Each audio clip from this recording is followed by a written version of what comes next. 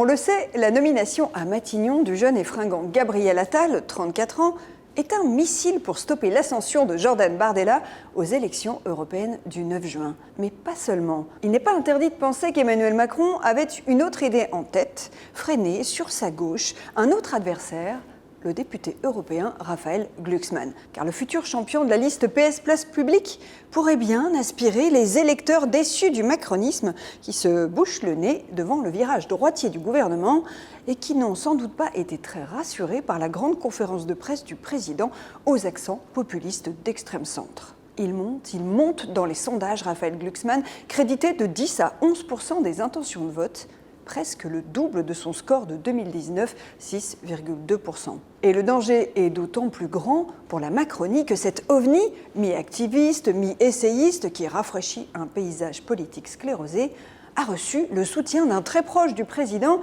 le pape des écolos Daniel Cohn-Bendit, celui qui avait porté les Verts au score canon de 16,3% aux européennes il y a 15 ans. Raphaël Glucksmann l'a bien compris, il doit tout faire pour éviter que le débat des européennes se résume à qui sera le meilleur rempart contre le Rassemblement national. Nous ne laisserons pas le match Attal-Bardella kidnapper ces élections, prévient-il. C'est pour ça qu'on le voit un peu partout ces jours-ci dans les médias. Il a déjà démarré sa campagne, parce qu'à partir du 27 mai, il subira le terrible couperet de l'équité du temps de parole.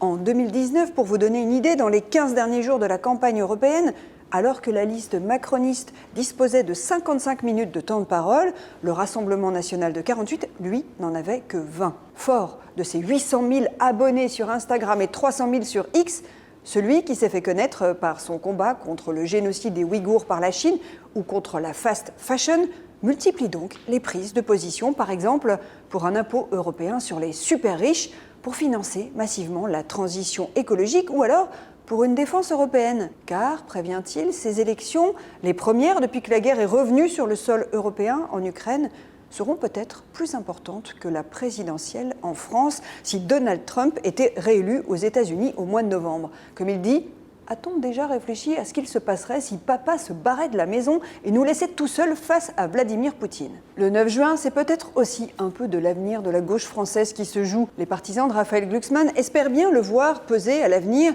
sur la recomposition d'une gauche réaliste, réformiste, libérée enfin de l'emprise des insoumis de Jean-Luc Mélenchon. Comme il dit drôlement, on nous prend pour des bisounours, mais on est des pirates.